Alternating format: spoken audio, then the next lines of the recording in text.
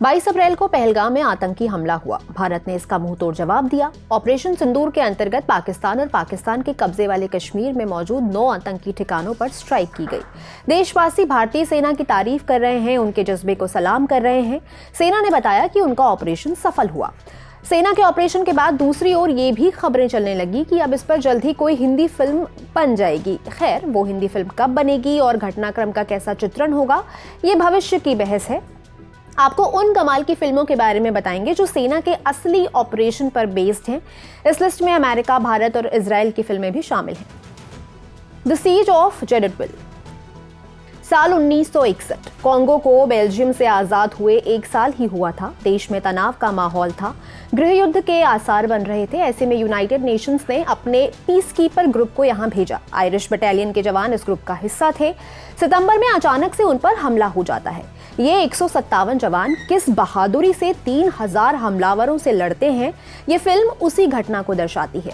Peace keepers ने सिर्फ दुश्मन का सामना ही नहीं किया, बल्कि समझदारी से लड़े कि उनके एक भी जवान की जान नहीं गई। द सीज ऑफ जेडटविल को आप नेटफ्लिक्स पर देख सकते हैं। Black Hawk down. हॉलीवुड में वॉर पर बनी सबसे बुलंद फिल्मों में से एक। ये ऐसा ऑपरेशन था जहां अमेरिकी सेना जीतकर वापस नहीं लौटती, बल्कि अपनी जान बचाकर भागती है। फिल्म एक असली घटना पर आधारित थी, हालांकि मेकर्स ने उसे अपने ढंग से ड्रामेटाइज किया। अमेरिकी सेना को सोमालिया की राजधानी मोगादिशु में वॉरलॉर्ड मोहम्मद फराह अदीद को पकड़ने के लिए भेजा जाता है, लेकिन एक हादसे की वजह से उनका पूरा ऑपरेशन बिगड़ जाता है। आगे की कहानी में दिखाया जाता है कि ये लोग किस हालात में अपने आप को बचाते हैं और वहां से बाहर निकलते हैं। ब्लैक हॉक डाउन ने बॉक्स ऑफिस पर सही कमाई की, साथ ही बेस्ट एडिटिंग और बेस्ट साउंड की कैटेगरी में एकेडमी अवार्ड भी जीते। रिडली स्कॉट के निर्देशन में बनी इस फिल्म को आप जियो हॉटस्टार पर देख सकते हैं। Operation Thunderbolt. ऑस्कर्स की बेस्ट फॉरेन फिल्म की कैटेगरी में नॉमिनेशन पाने वाली फिल्म। 27 जून 1976 के दिन एक प्लेन इजराइल से पेरिस के लिए उड़ान भरता है, लेकिन अपनी मंजिल तक नहीं पहुंच पाता। बीच में फ्यूल भरने के लिए वो प्लेन ग्रीस की राजधानी एथेंस में रुका। वहां उसे हाईजैक कर लिया गया। प्लेन के 2 मुख्य हाईजैकर जर्मनी के एक आतंकवादी संगठन रिवॉल्यूशनरी सेल्स के मेंबर थे। आरजी ने popular front for the liberation of फिलिस्तीन नाम के एक संगठन के साथ मिलकर इस प्लेन हाईजैक की प्लानिंग की थी।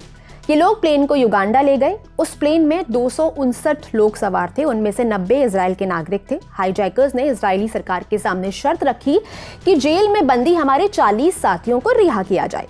इजराइल की इंटेलिजेंस एजेंसी मोसाद ने आगे जो किया वो किसी असंभव से कम नहीं था।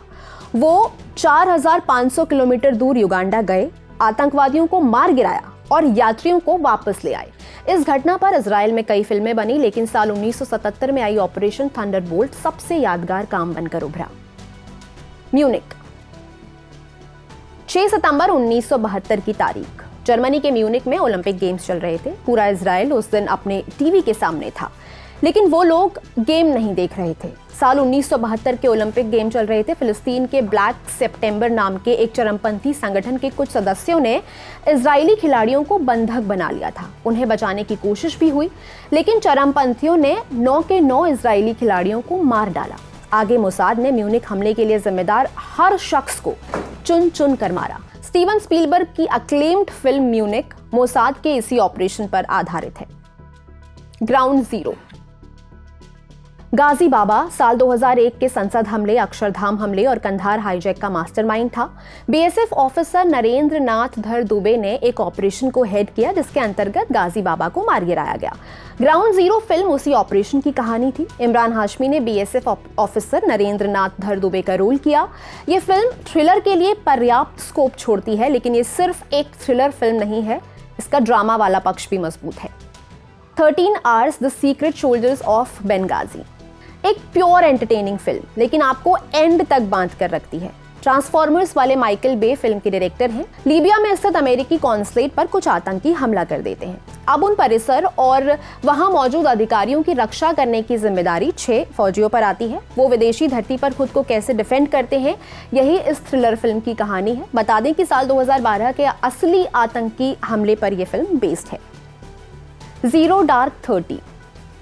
कैथरीन बिगलो की फिल्म द हर्ट लॉकर ने बेस्ट पिक्चर का ऑस्कर अवार्ड जीता था। उसके बाद उनकी अगली फिल्म जीरो डार्क 30 थी। सितंबर 2001 हमले के बाद अमेरिका किसी भी कीमत पर उसामा बिन लादेन को पकड़ना चाहता था। अगले एक दशक तक उसे पकड़ने की पुरजोर कोशिश की गई। उसके बाद साल 2011 में लादेन को पाकिस्तान के एबटाबाद में मार गिराया गया। कैथरीन की ये फिल्म अमेरिकी सेना की उसी खोज और ऑपरेशन को ड्रामेटाइज करके दिखाती है। एक मजबूत फिल्म जिसे देखा जाना चाहिए। The thin red line. साल 1978 में टेरेंस मेलिक की फिल्म डेज ऑफ हेवन आई थी। ये एक क्रिटिकली अक्लेम्ड फिल्म बनी, लेकिन इस फिल्म के बाद टेरेंस को अपने अंदर कुछ बदलाव महसूस हुआ। वो फिल्मों से उकता गए थे, ब्रेक लेने का फैसला किया। ये ब्रेक 20 साल तक खिंच गया।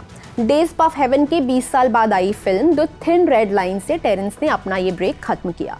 ये फिल्म साल 1942 की बैटल ऑफ माउंट ऑस्टिन पर आधारित थी। इस ऑपरेशन में अमेरिकी सैनिकों की जंग जापानी सैनिकों के साथ हुई थी। टेरेंस मेलिक की ये फिल्म 7 ऑस्कर अवार्ड्स के लिए नॉमिनेट हुई थी। साथ ही इसे बर्लिन इंटरनेशनल फिल्म फेस्टिवल का सर्वोच्च पुरस्कार गोल्डन बियर भी जीता था। तो यह है वो लिस्ट जो वॉर फिल्मों की बात करती है, और ये पूरा लिस्टिकल आपके लिए तैयार किया था मेरे साथी यमन ने। आपने इनमें से कौन कौन सी फिल्में देखी हुई हैं, आप कमेंट करके ज़रूर बता सकते हैं। और अगर ऐसी कोई वॉर फिल्म आपके जहन में आती है जो हम सबको देखनी चाहिए, तो उसका नाम भी आप कॉमेंट बॉक्स में साझा कर सकते हैं। मैं हूं गरिमा, आप देख रहे हैं ललन टॉप सिनेमा। शुक्रिया।